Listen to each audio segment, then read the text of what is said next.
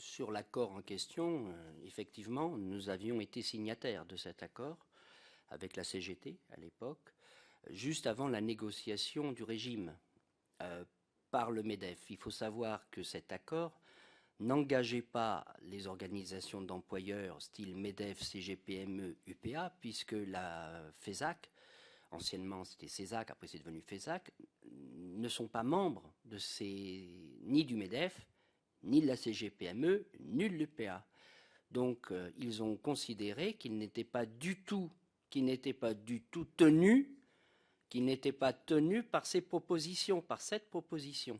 Donc ni le MEDEF, ni la CGPME, ni l'UPA n'ont étudié nos propositions communes. Ensuite, vous savez ce qui s'est passé, puisqu'après, il y a eu 2003. Donc, est-ce que ces propositions seraient toujours d'actualité ? 12 ans après, il faudrait peut-être reprendre tout cela, regarder, mais moi, il me semble quand même qu'au niveau de la représentativité des organisations syndicales, en ce qui nous concerne, nous salariés, la plupart de nos syndicats sont membres de fédérations et de confédérations. Donc nous sommes jusqu'à aujourd'hui, c'est-à-dire jusqu'à demain, jusqu'en 2013, nous sommes représentatifs dans les branches parce que nous sommes confédérés. Ensuite, il y aura cette représentativité voulue d'ailleurs par notre confédération et aussi par la CGT qui va démontrer qui est représentatif ou pas au niveau national, au niveau interprofessionnel et au niveau des branches. Donc les choses vont peut-être évoluer. Voilà. Après, est-ce que effectivement on avait parlé de cela ? Oui. Oui, évidemment, la FESAC a eu raison de vous dire ça. On en avait parlé. Il y avait une succession, évidemment, de propositions. Il n'y avait pas que cette proposition qui permettait de. La vraie question, et ça, elle est très, très, très importante parce que quand vous.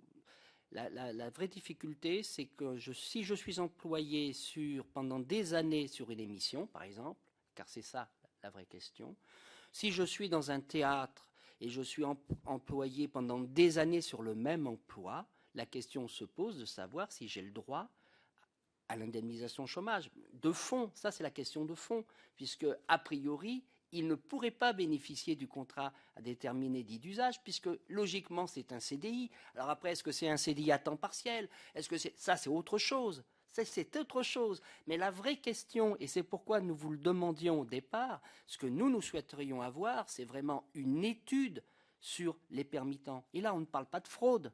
Là, c'est simplement quelque chose qui a été un abus, entre guillemets, voilà, de cette possibilité du contrat déterminé dit d'usage. Si demain, on nous dit très clairement, bien, par exemple, le technicien qui est employé dans un théâtre du spectacle vivant depuis des années, pendant cette période-là, on ne peut plus le considérer comme intermittent du spectacle, bien, effectivement, se posera une autre question, c'est comment on peut le rémunérer. Je voulais juste vous dire, quand même, une chose on nous a remis hier au Centre médical de la Bourse, un document source audience.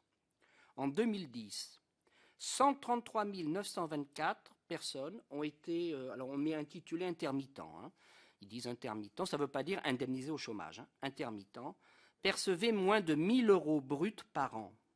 133 924 personnes. Il y a 107 000 personnes qui percevaient plus de 4 000 € bruts par an de revenus, de salaire, de travail. Ce qui fait 63% des intermittents percevaient moins de 4 000 € bruts par an.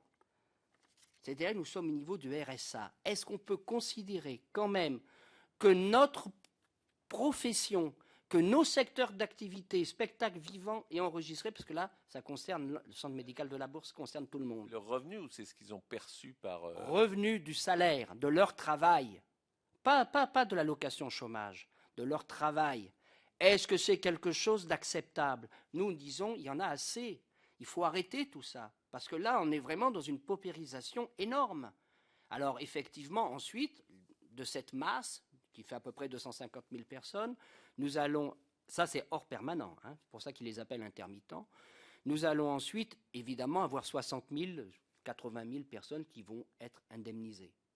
Mais rien que ça, considérer qu'une partie de cette population ne puisse vivre qu'avec moins de 1 000 €, enfin, il y a quelque chose qui ne va pas quand même.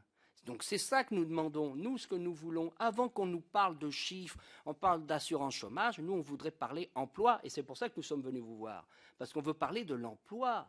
Est-ce qu'aujourd'hui, on considère ça comme ce sont des emplois? Alors, il y a un emploi, oui, il y a une activité, et c'est 1000 euros. C'est ça que nous voulons aujourd'hui, qu'on clarifie. Et si vous pouvez nous aider à clarifier cette situation, là, nous dirons, nous allons avancer. Après, chaque fois, enfin, nous, on en a assez, à chaque fois, on essaie de nous stigmatiser en disant les fraudeurs, il n'y a pas plus de fraudeurs là qu'ailleurs. Ce n'est pas ça le problème. À un moment donné, il y a une utilisation de la part de certains employeurs, d'un système qui a été mis en place.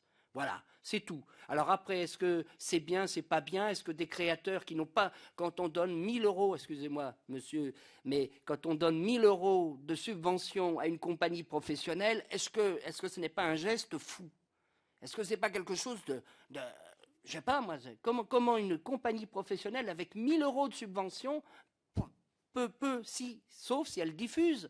Mais on sait que la plupart des spectacles sont diffusés en moyenne 6 fois. 6 jours, 6 représentations. Mais combien faut-il qu'ils les vendent? En sachant que la plupart de ces spectacles ne sont pas vendus, c'est la billetterie. Et on sait le nombre d'entrées. La moyenne est infime, à part les grosses productions. Mais sinon, c'est 12-15 personnes. À 20 euros, allez, ça vous fait 300 euros. Comment vous faites pour vivre? C'est tout ça que nous voulons aujourd'hui mettre en place. Et c'est pour ça que nous voulons remettre les choses à leur place, dans l'ordre, voilà. Et c'est sûr que l'indemnisation chômage, à chaque fois, évidemment, arrive comme ça, parce que d'un coup, vous avez 80 ou 100 000 personnes qui risquent demain de disparaître. C'est un fait. Et je vous le dis, et notre Laurent Berger, qui est maintenant notre secrétaire général, l'a affirmé, pour la CFDT, il n'est pas question de remettre en cause les annexes 8 et 10. Mais par contre, il n'est pas non plus... on ne pourra pas accepter encore des dérives si on ne corrige pas. Donc il faut trouver des correctifs. Et nous espérons que vous pourrez nous apporter des solutions.